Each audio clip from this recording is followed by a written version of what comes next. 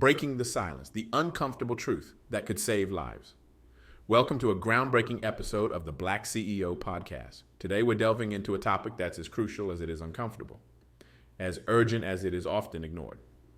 We're about to embark on a journey that will challenge your perceptions, shake your comfort zone, and potentially save lives. I recently had the extraordinary privilege of interviewing Evelyn Hemphill, a name that might not be familiar to all of you, but one that deserves to be etched in the annals of social change. Evelyn is not just an advocate for victims of domestic violence and sexual assault. She's a warrior on the front lines of a silent epidemic. Her tireless work has touched countless lives, providing hope where there was despair and a voice to those who have been silenced for far too long. Evelyn's impact on making the world a better place cannot be overstated. She's not just changing lives, she's saving them. Her insights, born from years of hands-on experience and unwavering dedication, have the power to transform how we as a society approach one of our most pervasive yet least discussed issues. Today, I'm honored to share with you the powerful lessons and counterintuitive truths I've gleaned from our conversation. Imagine for a moment a world where we talk openly about everything that truly matters. A world where no topic is too uncomfortable, no issue too sensitive to discuss. Now contrast that with our reality. We live in a culture that prides itself on freedom of speech. Yet paradoxically, we often shy away from the very conversations that could transform our communities and save lives. The central message that emerged from my conversation with Evelyn is both simple and profound. We need to have open dialogue about domestic violence and sexual assault.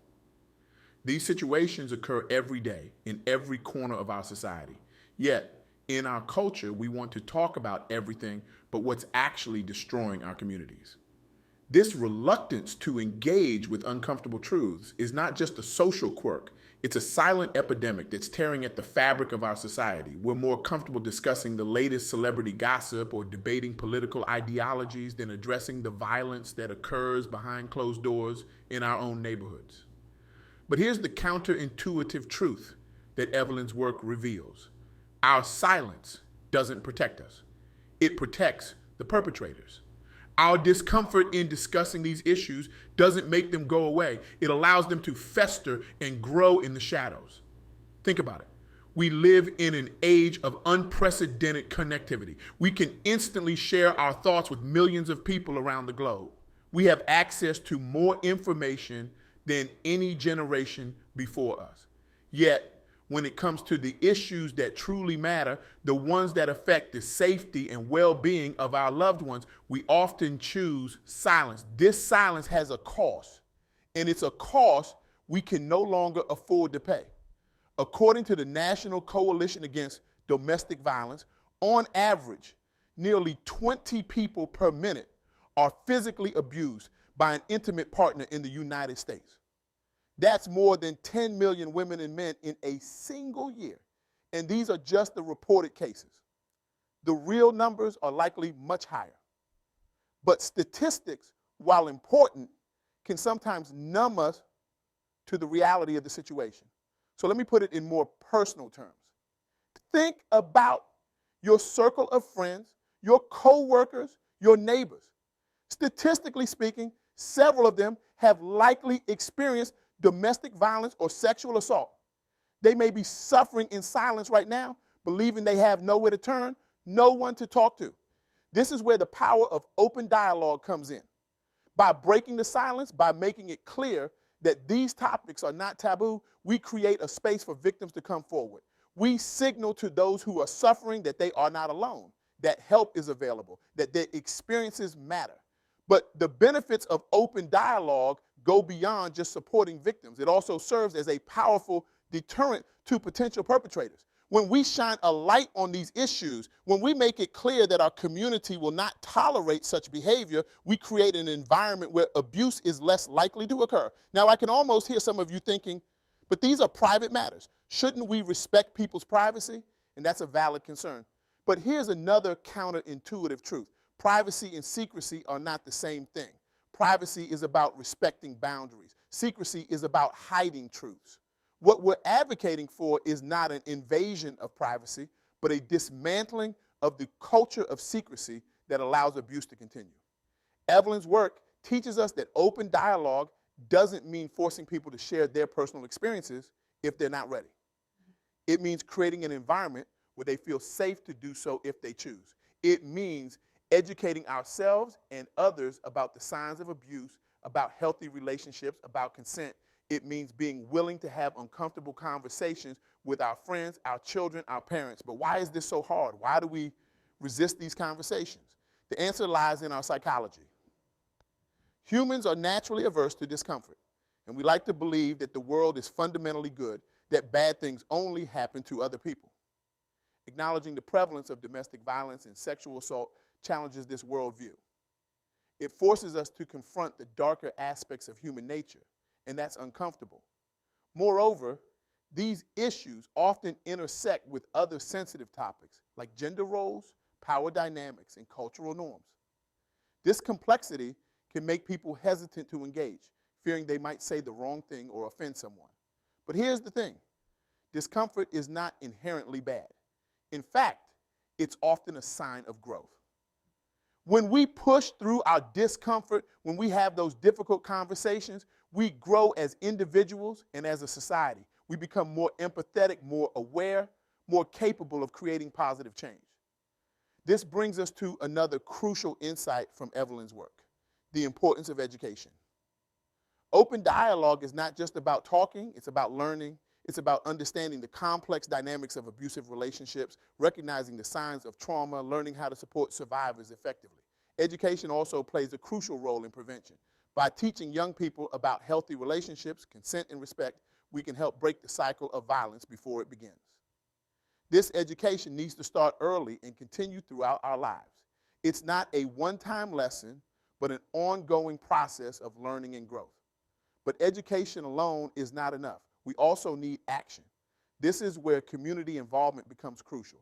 Evelyn's work emphasizes the importance of creating support networks, of building communities that are actively engaged in preventing violence and supporting survivors. This could take many forms. It might mean volunteering at a local shelter, donating to organizations that support survivors, or simply being a supportive friend to someone in need. It might mean speaking up when you hear someone make a joke that trivializes abuse, or intervening when you suspect someone might be in danger. Now, I know what some of you might be thinking. This all sounds good in theory, but what real difference can I make? I'm just one person. And that's where you're wrong, because here's another counterintuitive truth. Small actions can have enormous impacts. Think about it this way. Every major social change in history started with individuals deciding to speak up, to take action, no matter how small. The civil rights movement, women's suffrage, LGBTQ plus rights, all of these began with people having difficult conversations, challenging the status quo, refusing to be silent in the face of injustice. Your voice, your actions matter more than you know. When you speak up about these issues, you never know who might be listening. You might give someone the courage to leave an abusive relationship. You might make a potential abuser think twice about their actions. You might inspire others to join the cause. But it's not just about the direct impact of your actions. It's about the ripple effect. When you speak up, you normalize these conversations. You make it easier for others to speak up too. You contribute to a cultural shift, a change in the collective consciousness. This brings us to another crucial point: the importance of male involvement in this issue. Domestic violence and sexual assault are often framed as women's issues, but they're human issues. They affect everyone, regardless of gender. And men have a crucial role to play in addressing these problems. Men, we need your voices in this conversation. We need you to speak up, to challenge toxic behaviors, to model healthy masculinity. We need you to be allies, to listen to and believe survivors, to hold other men accountable. This isn't about blame or shame. It's about recognizing that we all have a role to play in creating a safer, more just society. It's about understanding that these issues are not just the responsibility of victims or women, they're everyone's responsibility.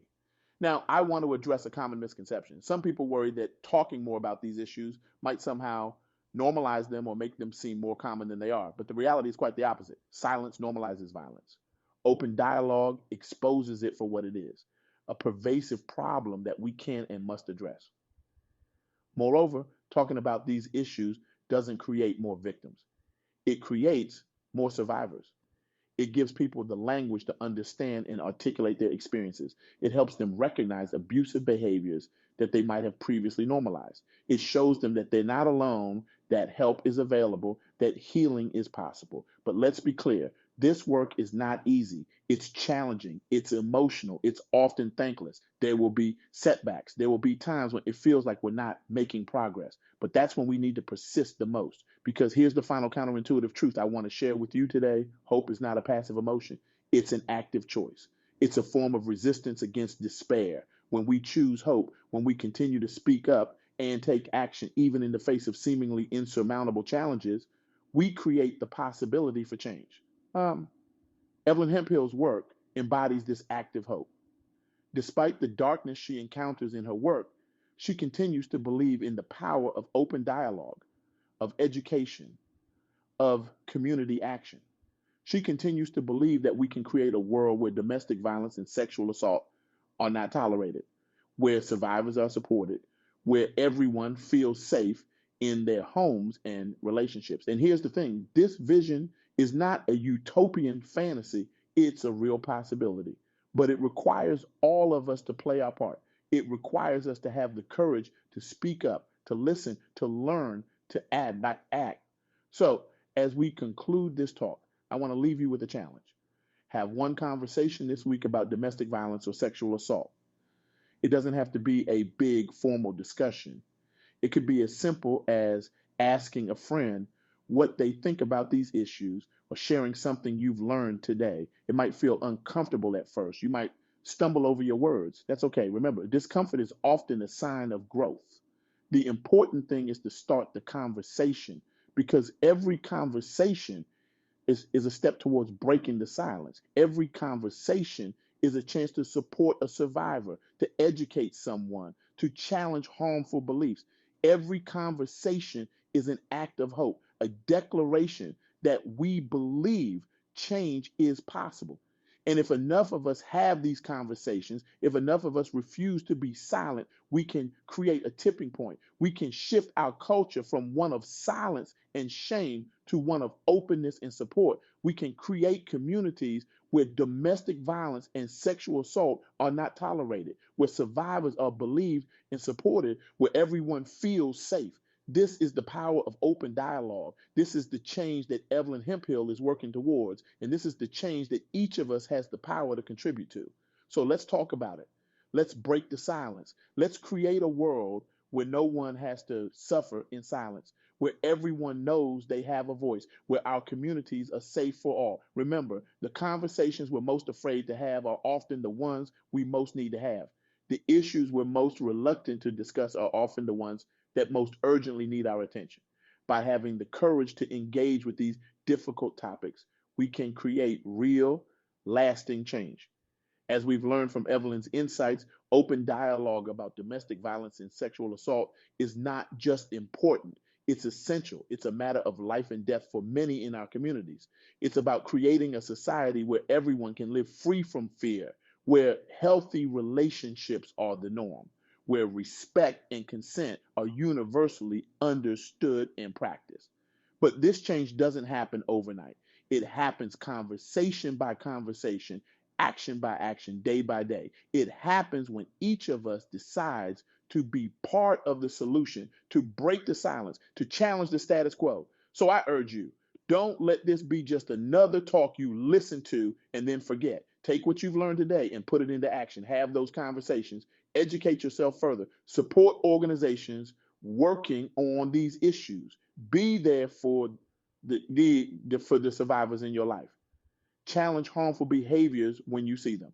Remember, you have more power than you realize. Your voice matters. Your actions count. You can be the start of a ripple effect that transforms your community and beyond. As we close, I want to express my deepest gratitude to Evelyn Hemphill for her tireless work and for sharing her insights with us. Her dedication to this cause is truly inspiring, and it reminds us of the impact one person can have when they refuse to be silent in the face of injustice. Let's honor her work and the experience of survivors everywhere by committing to open dialogue and action. Let's create a world where domestic violence and sexual assault are relics of the past, where everyone can live in safety and dignity. The conversation starts with us right here, right now. Are you ready to break the silence? Remember, in the face of injustice, silence is not an option. Speak up, act out, and be the change you want to see in the world. The power to transform our society lies within each of us. It's time to use that power. It's time to break the silence. It's time to create a safer world for all. The choice is yours. What will you do with it? Ooh.